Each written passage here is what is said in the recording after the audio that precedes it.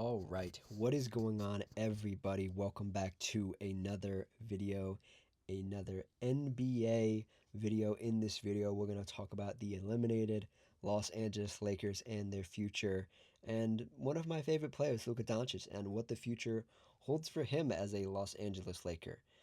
If you like what I've said, like the video. If you have any opinions, comment it down below. And if you just like the vibes, consider subscribing. You might notice a couple differences. I got a new microphone, one of the more high quality ones, taking this a little bit more seriously.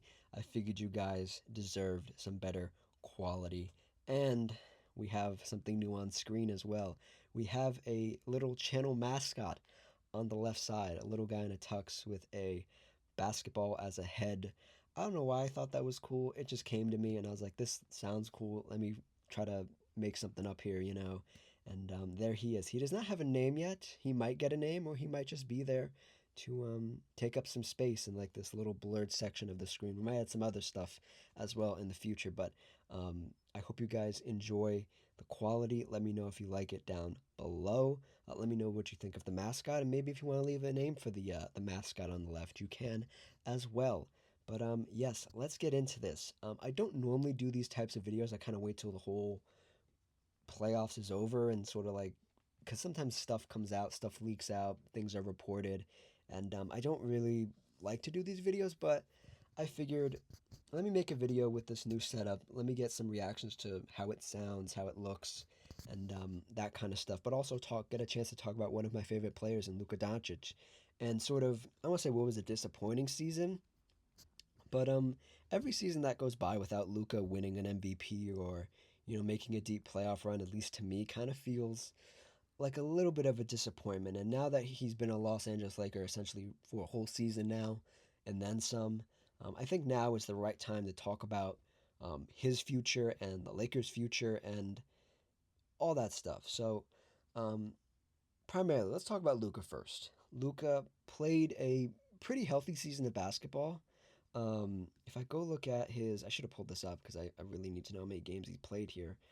If I go look at his games and what he did this season, Luka Doncic, number 77. This season in totality, nope, don't open that up. That's an ad. Don't open that up. God, I hate ads. Um, in this season for Luka, oh my God, I'm getting all jumbled up here. I'm getting jumbled up. In the season, in totality, 33 points per game, almost tying his career average for points with 33.9, a little point off. Let's see, 4 turnovers a game, not his worst, but not his best. 8 assists. Let's see here, true rebounding, 7 per game. His mid-range percentage, his 2 point percentage, essentially the best of his career.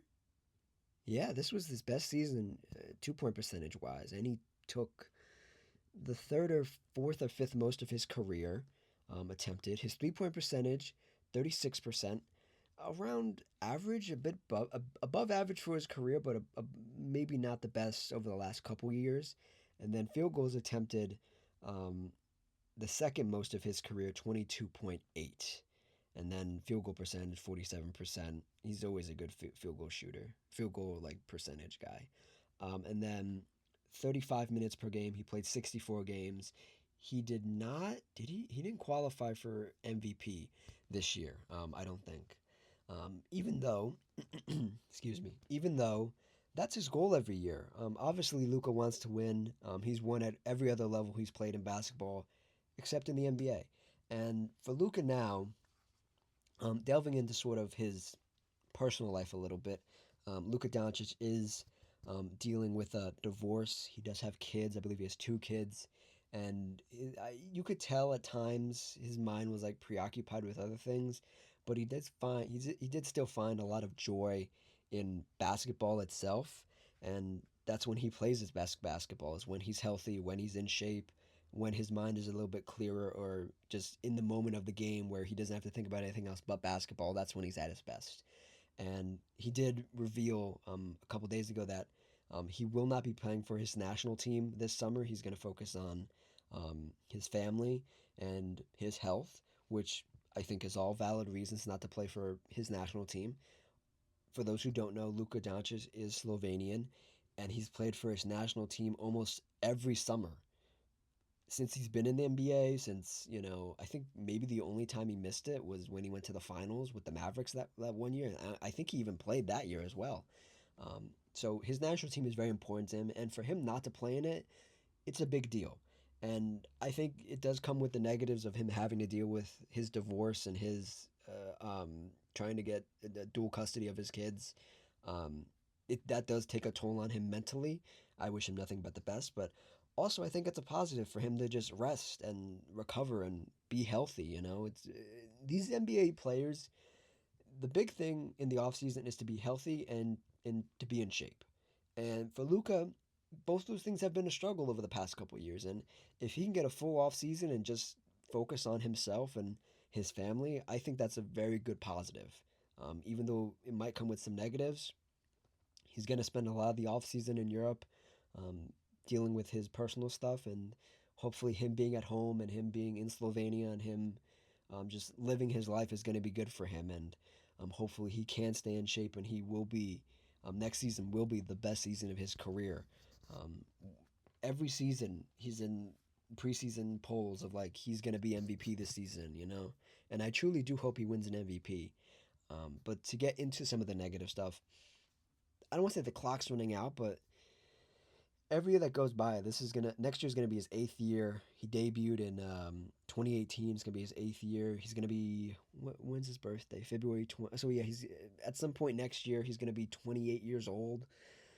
Um, Luca is who he is at this point of his career. I don't think he's getting any better. Him right now is a top 10 player in the league, top 15 player in the league.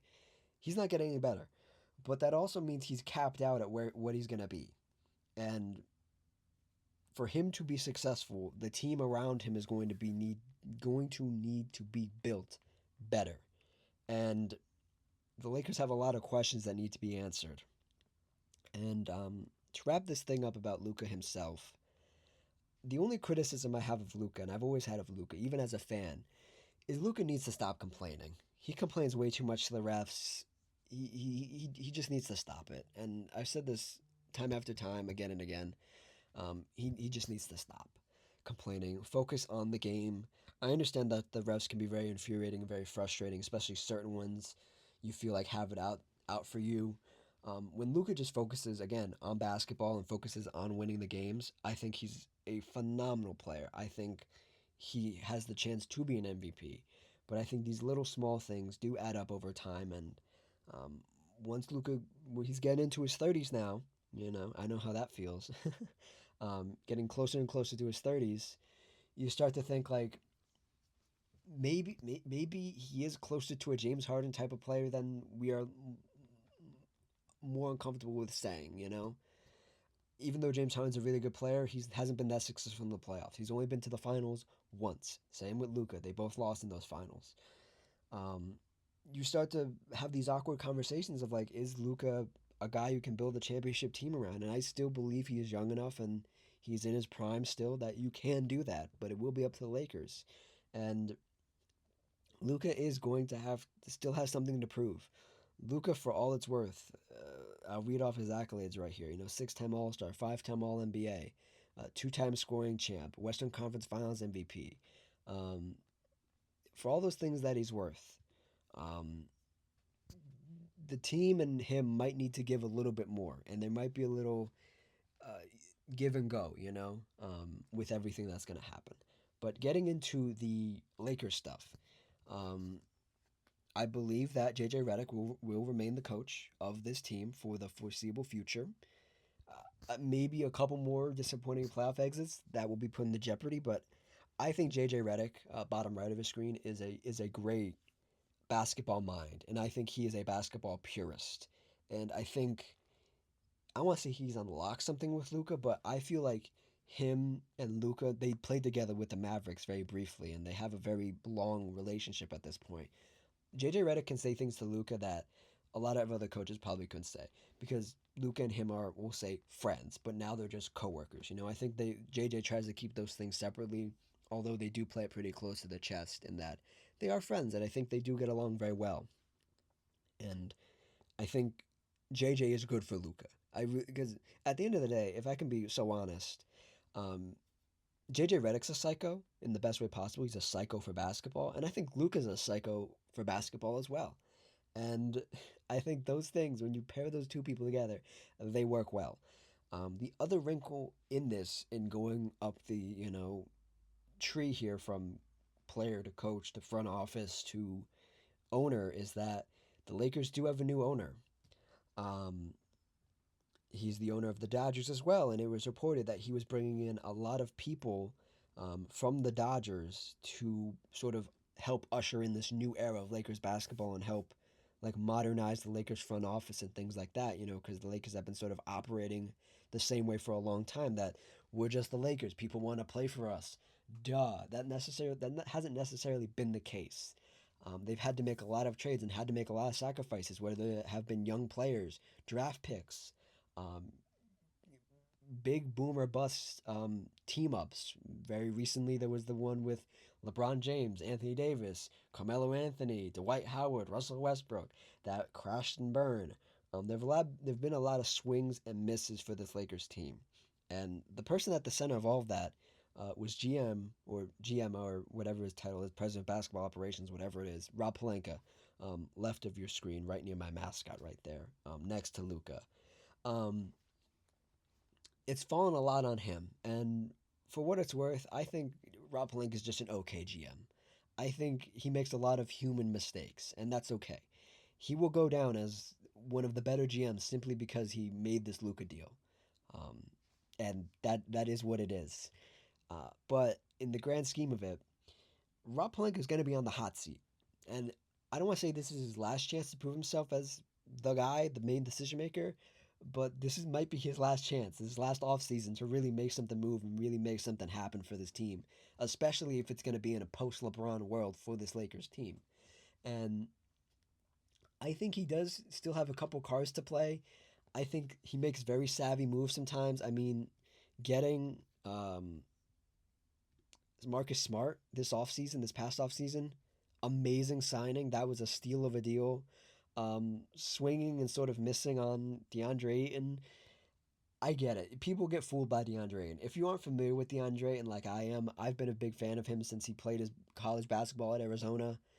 He was always this guy who he might have a low motor, might not always give you what you want, and that's followed him throughout his whole 7 year career. And they sort of bit on DeAndre, and at times it looked okay enough, and at other times he got played off the floor in the playoffs by the reigning champs. That's nothing to be ashamed of, but that's DeAndre in a nutshell right there. Rob Pelinka swung and sort of maybe just bunted on Jake LaRavia. Um, 3 years NBA experience. I mean, what did you expect from Jake LaRavia? I mean, he had some really good moments early in the season and sort of trailed off. He gave Jared Vanderbilt this. Did he give him this contract? I think he did. Whether or not he gave him the contract, he absorbed the contract of Jared Vanderbilt, who's been a net negative, a net nothing for this Lakers team. Um, they're going to have to try to get off that deal. We talked about Marcus Smart. We talked about, we'll get to LeBron James here in a second. Um, Dalton Connect, trying to trade him last season and then the deal not going through because the other player from the other team failed the physical. And he's just sort of sat on this team in limbo. And every time I see Dalton Connect on the bench, he looks absolutely miserable. And I feel bad for Dalton Connect. But you kind of have to look at Rob Pelinka too if you're looking at JJ Redick and be like, he's taking up a space that we could probably use another player. Is it another Marcus Smart or is it another Jake LaRavia? That's up for Rob Pelinka to make that decision. Some other players going down this roster. Austin Reeves. Austin Reeves we'll say it was up for a really big deal. Um, Maybe played himself out of that kind of money. And I said this in my video when the Lakers got eliminated. I said, if I'm Rob Pelinka, I'm the GM of the Lakers, I would not give Austin Reeves any type of money. I would go tell him and his team and his agent, if you can find that money somewhere else, I will either get close to it or match it. And then we can have a conversation, have a dialogue about um, what Austin Reeves' future is in LA. Because I do like offensively, the the thought of Austin Reeves and Luka on that side of the ball. Defensively, I don't love it. You're going to need to surround both of them with really high level defenders and really high IQ players because they're both above average passers in Austin's case, and Luka's an amazing passer. They both can have big scoring outbursts and can go on runs for like weeks at a time where it's like 40, 30, 30, 50, 30, 20, 30, and have really good runs. And then there are other times, especially in Austin Reeves' case, not so much in Luka's case because he's a superstar, but in Austin Reeves' case, where you get the other swing where it's like he can have these playoff runs that are very vivid in our memory right now and very recent in our memory where he just looks awful. He looks bad. Um, you also credit to Rob Pelinka, got Luke Kennard midseason. He was huge for the Lakers in the first round. You have Thero. I'm not going to even try to say his first name. You have Thero, who they drafted, is a pretty okay player. Probably not going to be on this team for the long term, considering the Lakers' turnover in past years as well. Nick Smith Jr., who I don't even know if he played for them this year. Um, and then to top it all off, um, they got Jackson Hayes this offseason, right? Who's been serviceable, so he's okay. That's a Rob Pelinka, another feather in his cap. Rui Hachimura, who you're going to have to bring back. Rui was great this playoff run. Um, who maybe could be an okay number 3, number 4 on a really good team. Maybe it is this Lakers team. I don't know. February baby Rui Hachimura. Shout out the February babies. And then we get to we'll get to the ultimate player on this team, who's probably the only player who's bigger than the franchise on this team. But to top the Rob Pelinka conversation off, he's had a lot of moves. He's had a lot of big swings. He's had a lot of misses. The Luka one being the biggest hit probably of the last 10 years in free agency. Well, not even a free agency, of just trade deadline acquisitions. Probably the biggest. Um, I think I think Rob is going to have to be very smart about this and really think about this. And the names that always pop up, you could go for Giannis, maybe. That could be something. That's been floated around since last year. It's been floated around for a really long time before Luka even. But him and Luka maybe could work together. I go back and forth on whether they could. Just looking at the names, you'd be like, yeah, do the trade. If Giannis is on the table, him and Luka are going to be amazing together. I don't quite know if I buy into that fully, but I would do it too. If the Bucks came to me and I'm the first person the Bucks call as the Lakers, and they tell me Giannis only wants to come to LA, well, we'll take whatever you got. We just want something good, please. I would do it, obviously. If I have to bend over backwards to try to get Giannis, maybe I don't do it. I don't know.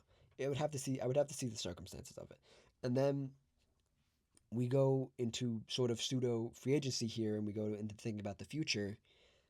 This is another Rob Pelinka decision. Um, do you bring back LeBron? That was the person who I was referring to as bigger than the franchise. Probably the only person who's bigger than the franchise. And the Lakers are a huge brand and a huge franchise, known across the world. And LeBron James, a big personality, big brand, big person, not just in hype but in um, clout as well. Do you bring him back? Um, it would be a lot of good business to bring LeBron back on a farewell tour, but you'd be you would be you would be holding up another roster spot and money that you could give to another player, um, or money that you would have open to trade for another player, and you are sort of wasting another year of Luka's prime. That sounds bad to say, but like I want every chance I can get with just Luka on this team with some other guys. If no offense to LeBron, but like LeBron tried his best. He's gonna be what's he gonna be like 42 next year? Yeah, because his birthday's in December. Yeah, he's gonna be 42 in the farewell tour season. There's gonna be so much pressure. I'm not saying Luka can't handle that pressure, but I maybe now is the right time to get out of the LeBron business. It's the right time. Um, Maybe I would have some preliminary conversations like we would only want you back if you would take less money than you have the last couple years, maybe even a vet minimum. Other than that, I don't think I want LeBron back on this team. I think I really want to fully move in this new direction with the new owner, with Luka, with Rob Pelinka, maybe trying to make some advanced moves, some high IQ moves.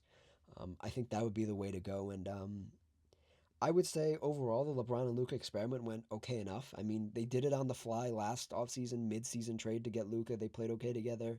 They played together a fair bit, I believe, in the regular season. Obviously, they didn't play together at all in the postseason, which is unfortunate. You would have loved to see LeBron and Luka in the postseason, and give it a fair shake with this group because this was an okay group. They just got the wrong matchup and they had to play the reigning champs, and they dispatched the Rockets very handily, and that was good. But um, you got the wrong matchup, and I would say it worked well. I would give it like a 7 out of 10. It worked well enough. I mean, if LeBron was 5 years younger, maybe it could have worked even better, but who knows?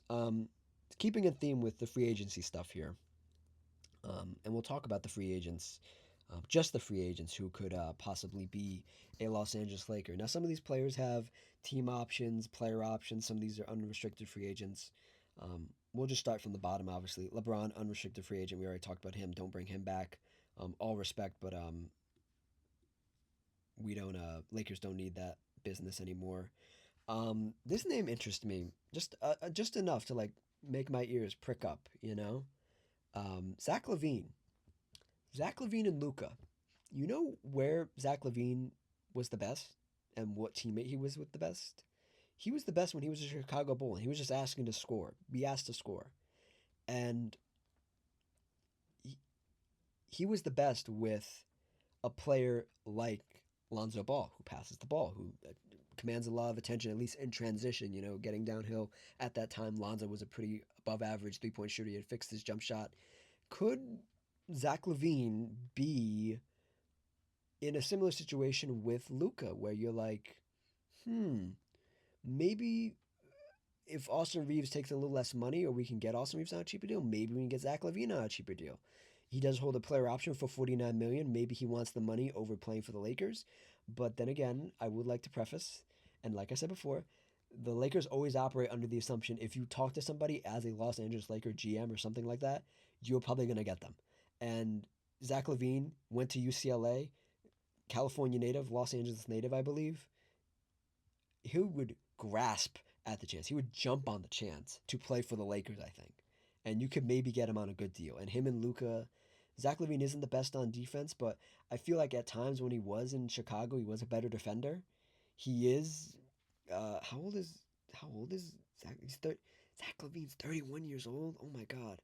Okay, but that fits on the timeline. I mean, Luca's 28, so it does fit kind of.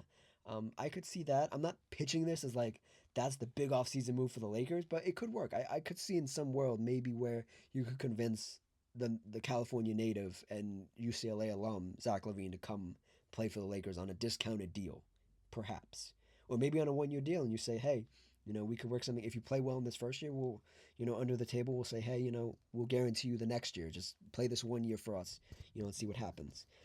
Going down the list here, Trae Young, no, he has a player option, so that's not happening. James Harden, no. CJ McCollum, no. Chris Middleton, maybe as a tertiary.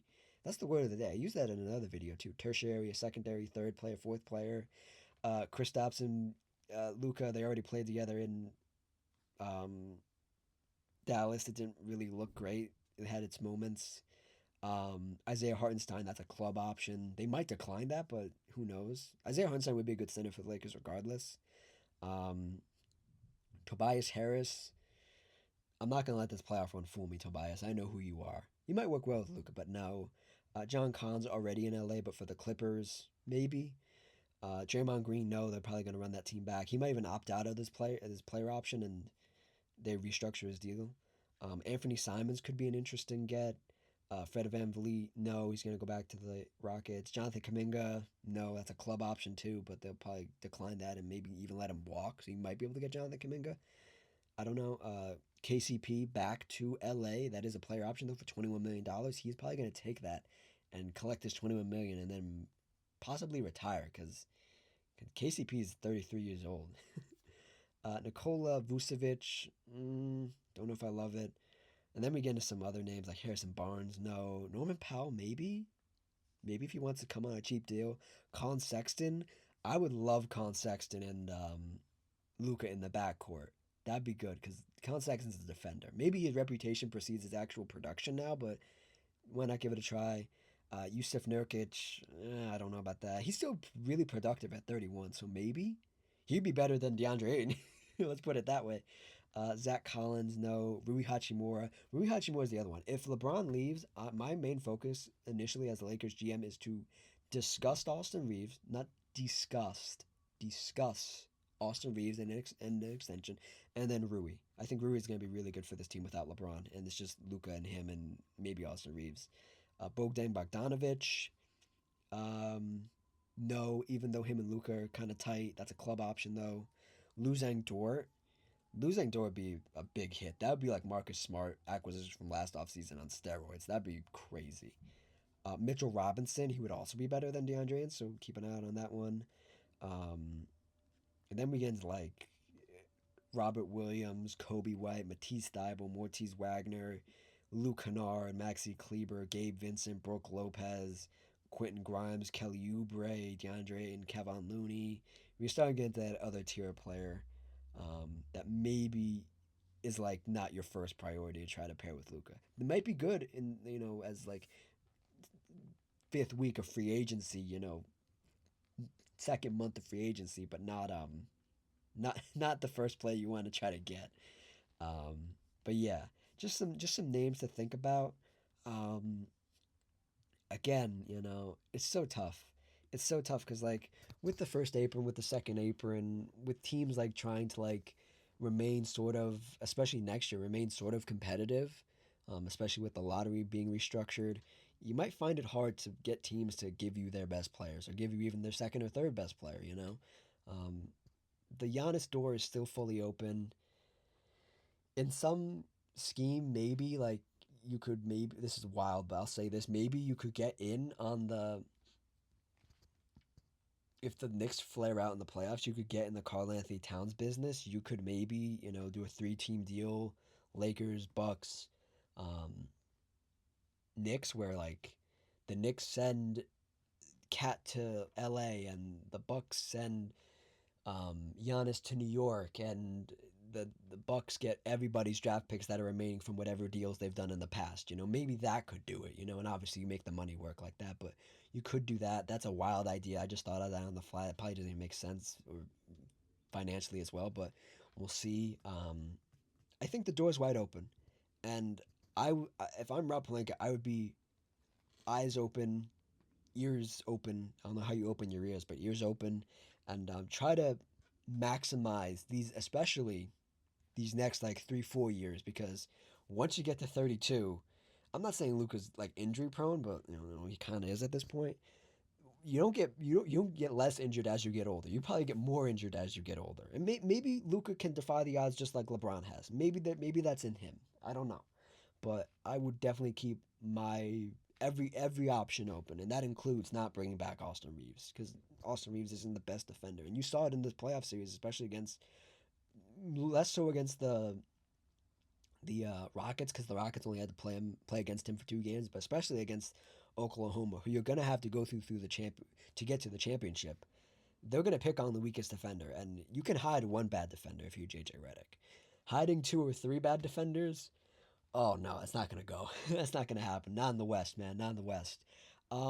There's another thing that like floated around last year, and even last year was like maybe Nikola Jokic in LA. The Nuggets seem a bit disappointed and seem a bit deflated. I'm not sure they're ready to give up on this core, but like maybe there's a conversation to be had there. Maybe even like a Jamal Murray. Maybe just think about it. Um, Before we get out of here, because I did talk about um, the free agency stuff. Let's talk about I want to pull up just leading scorers in like every category. Just so we can get an idea of like maybe who could be on the move if at all possible. So let's see. Shea, no, they're not getting rid of him. Jaylen Brown, I'm not sure the Boston Celtics would ever do a deal with the Lakers. I'm not even sure that's gonna happen or if that's even possible. Donovan Mitchell, if the Cavs flare out and Donovan wants out, maybe. We already talked about Jamal Murray, Kawhi Leonard. I'm not even sure Kawhi wants to I don't know about that. That one throws me for a loop. None of these players are getting moved. Edwards, Booker, Randall's not. I don't think they want Randall back in LA. Yeah, I don't think any of these are happening, man. I mean, there is this Jalen Duren thing that he's not playing well in these playoffs, and maybe you could sneak him away from the Pistons if you offer him more money. Jalen Duren and Luka could be interesting. I'd like that. There's always I don't it's floating out there, but it's probably never gonna happen. The Bam Adebayo thing, maybe. Um, Alperen Şengün and Luka. Defensively, I hate it. Offensively, I kind of love it. Um, Wendell, that's sort of like a pickup. Rudy Gobert. Rudy Gobert would be very nice, but I'm not sure the Wolves are getting rid of him. Looking for some more names here. Uh, yeah, it's looking pretty slim right now. I'm not sure the Lakers. Like I said, man, it's so tough in this era to do a trade, and especially do a big time trade. Anything's possible. I mean, the Luka got traded, so anything's possible. But um, I don't think any of these teams. We're gonna have to see at the end of the playoffs. Like I said, I usually try to do this at the end of the playoffs, so there's an idea of like who could possibly be moved. But like the main ones that pop out to me right now for the Lakers again are Zach LaVine on some sort of fortunate, deal, or Jalen Duren, like I just mentioned. And yeah, that might. I mean, maybe you could see a world in which this is like another play that maybe is a second tier that you're not gunning for right out of the gates in free agency, but you could talk to the Nuggets and maybe try to get Christian Brown. Maybe that there's an idea there. You could talk to the Jazz, but Danny Ainge is a master finesser. He's not gonna give the Lakers anything. That's not gonna happen. What am I saying? What am I saying? That's not gonna happen. Um, and then yeah, I'm just looking through all these names, and no, I'm not taking on Miles Turner. Hell no, no, get out of here. I just saw that. Nope. Um, yeah, it's gonna be interesting. It's gonna be interesting for sure. And I'm hopeful Luca and the Lakers can turn it around, being one of the premier franchises, being one of the premier players in this league. I don't root for the Lakers by any means, but then again, I'm at the stage where I'm a Luca fan through and through, and I will defend him through almost anything. Um, and I believe he deserves to have a great team around him, and he's a great player, and he deserves to have a real shot at a championship again. Because in that Dallas finals run, it was the Celtics series to lose. The Celtics really played some good basketball, and I hope the Lakers can get a group together that is sort of like this Boston Celtics group, um, currently, where they have two stars and they have a bunch of really good role players, and that could be enough. Because we've seen what it is. Especially with OKC having Jalen Williams out, missing a lot of the regular season and now some of the postseason, where they have Chet and Shea. They have all these other guys that come off the bench, and that's a very extreme circumstance of it, but they can win games. They can sweep teams. And I believe that's in this Lakers team if they build the right team around Luka. So yeah, that's it. That's the video. I just wanted to make this and get you guys something new, debut all the new stuff, the new microphone, the channel mascot on the left. Again, if you think of a name, let me know down below. Um, and yeah, the end screen should be playing right now. Check out the video on the left. Check out the playlist on the right. If you click my little icon or bottom middle of the screen, a little subscribe will pop up and you can subscribe with ease. Like and comment as well, and I will see you guys next time. Cheers.